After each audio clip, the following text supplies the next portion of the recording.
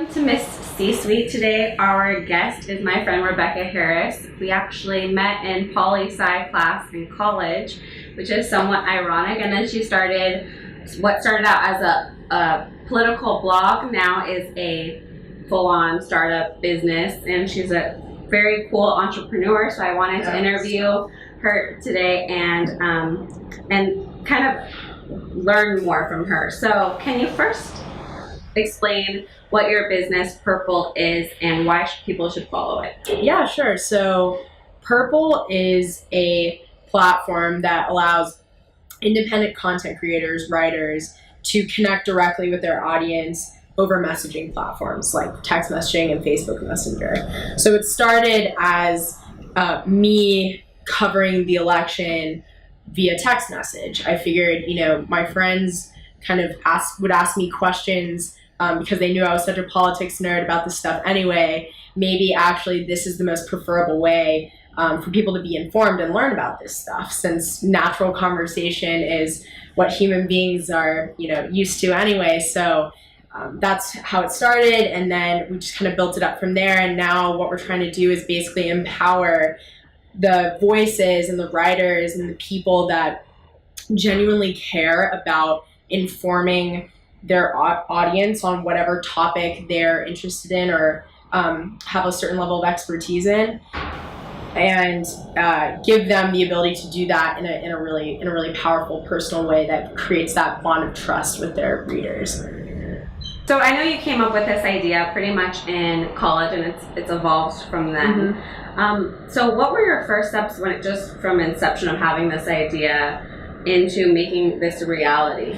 Oh man, well, I'll try and keep the story as condensed as possible, because it's been about 4 years since nugget of idea to now. But basically, I was interning in DC one summer on the Hill, and obviously really interested in politics and really passionate about trying to make it easier for our generation to be informed about politics, because most people who aren't political science majors, think it's boring or just difficult to understand.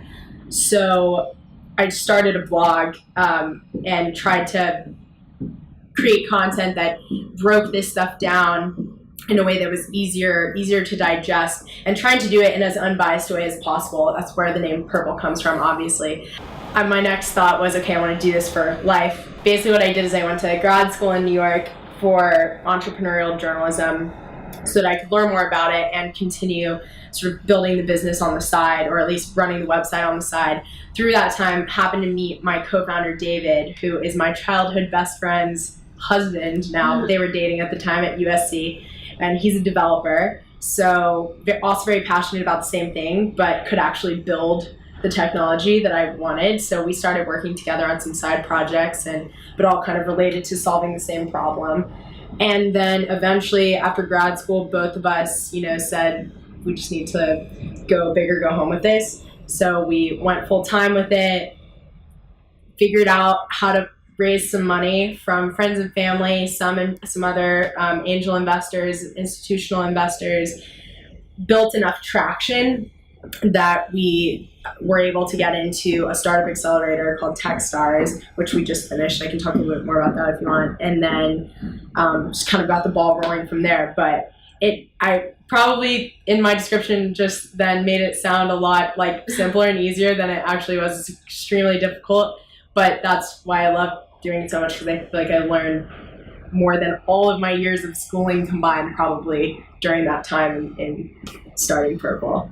So kind of going back with what you mentioned, so Techstars, it was called, the startup incubator. How did you end up getting invited, or did you apply, or how did that work? Yeah, so we applied. We actually applied. The first time we applied, we got rejected. So kept chugging along though, and we're really close to death. Like, we're really struggling to keep the company alive, and we decided to apply again to Techstars New York. And at this time, David was actually living in LA and I was here, so we were working remotely for a long time.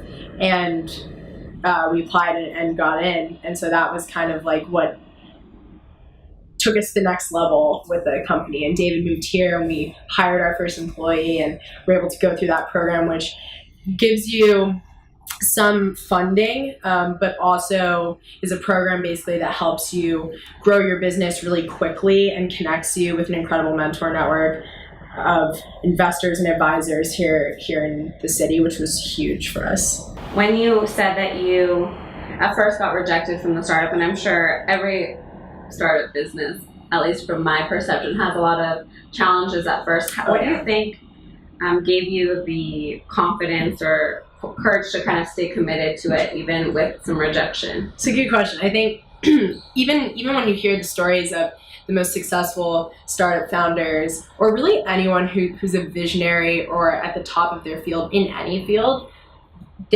all of them face a ton of adversity. And I think one thing I've always learned from studying those stories is that you have to have a tremendous amount of dedication and passion to what you're doing to be able to work through all of that. I think that's what really has kept us going. That's what brings us together as a team, what brought David and I together as co-founders. But what has kept us moving along is when things get really challenging and really hard and you face a lot of rejection, your commitment to what you're the problem in the world that you're trying to solve is so deep that you keep pushing through that. I think that's definitely a lot easier said than done, though. Have you experienced any challenges kind of specifically as a woman in this work? There are definitely a few things. So I'll say this first. I've never felt like I have been denied an opportunity or purposefully or consciously treated differently because I was a woman. And actually, in a lot of cases, it's the opposite. I feel like it's very helpful in a lot of ways because there are so few women in tech, women founders, women investors. Like it's nice that there's so much attention paid to that. But there are definitely certain things that I think are specific to being a woman that make working in this environment challenging. Maybe these are more obvious, but one is that in my experience, I definitely think it's true that men are more comfortable and willing to ask for things or demand things in a way that women naturally are not quite as comfortable doing. So that's something that has been a really good learning and growing opportunity for me to get really especially when you're raising money, you're asking a lot of people for money and you're basically telling them like, this business is going to be huge. We are going to change the world. We are the team to do this. I am the person to lead this. You have to truly believe that yourself and make someone else believe that. That's definitely very uncomfortable at first. My personality tends to be very enthusiastic and excited. I get very excited about things, especially when I'm passionate about that. Yeah. And one thing that I've had certain experiences where it's made people that I'm talking to in a business setting take me less seriously, which was interesting. That was very surprising to me, but it was something I learned, and it doesn't mean that I changed my personality for that. It's just something I'm conscious of.